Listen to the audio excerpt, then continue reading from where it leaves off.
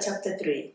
And the book was written because so many parents walk into our offices bemoaning the fact that parenting is such a challenge. I don't know what to do with my son. Some of them say, talk to this one, talk to this one. We don't actually talk to children, we listen to them more. But anyway, we're in chapter 3, prayer in parenting. Chapter 3, prayer in parenting. And we're going to be looking today at the role of God and our involvement of the Almighty in looking after and bringing up our children. In this book, I use African proverbs for African wisdom and biblical proverbs for godly wisdom. Today we use an Ethiopian proverb: a house that is built by God won't be completed. And then we use one from the book of Proverbs, chapter 19 and verse 21. Many are the plans in a man's heart, but it is the Lord's purpose that prevails. Let's look at the meaning of these proverbs. The African one: a house that is built by God will be completed. It reminds us that God is a builder, not of houses but of lives, and that He completes what He is allowed to build. We say allowed to build because He does not build lives alone, but in partnership with parents. So from conception, God is in partnership because He's the giver of life and nurtures the same life if the parents do their part. When a child is born, parents or caregivers need to continue that partnership, and God is ready to do His part as parents do theirs. Then the biblical proverb: many are the plans in a man's heart, but it is the Lord's purpose that prevails. As much as a parent may have plans, wishes, even dreams and desires for their child, God's plan for each of His children are above human dreams and desires. The reason is that He alone has a purpose for their creation. The parent is in the life of the child for just a few years, but beyond that, the young adult takes over the control of their personal lives. With the myriad dangers in our world, partnership with the all-knowing God and the all-protecting, all-covering God is the safest way to bring up our children, so that we ensure that His presence covers them throughout their lives.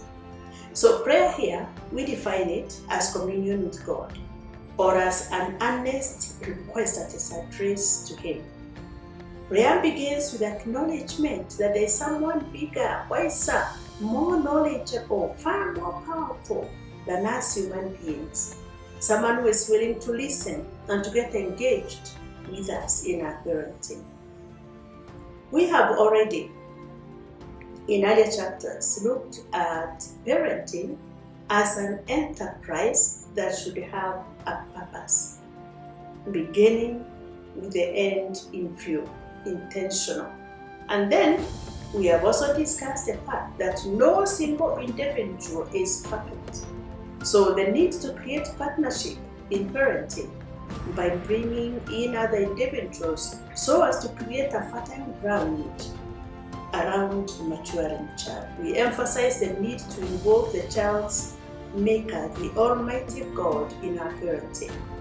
This should be done proactively and with determination. No one knows the pain and the travail of prayer more than a parent whose child is going astray.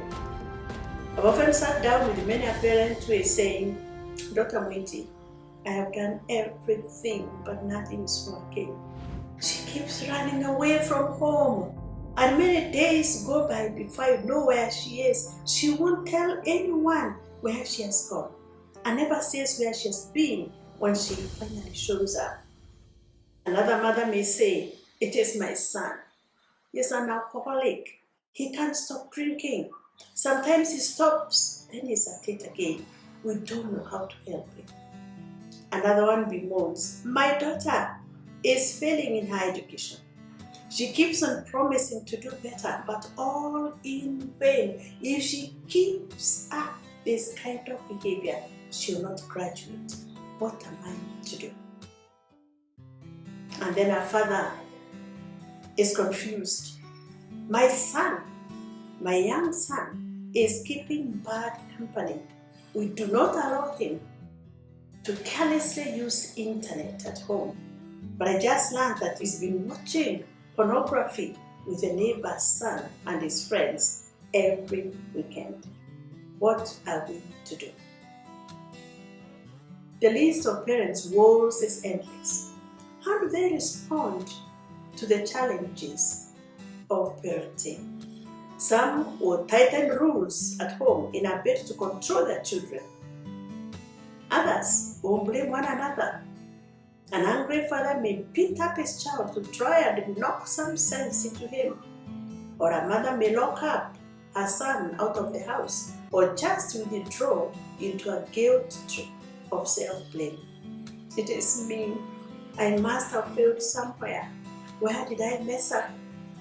So with all this confusion and the weaknesses and challenges of parenting, that's where prayer comes in. Partnership with God. So keep listening. Grab a copy of this book from Keswick Bookshop or Textbook Center, or Oasis Africa, our office. And if you like reading virtual, go to Amazon and you'll find it there.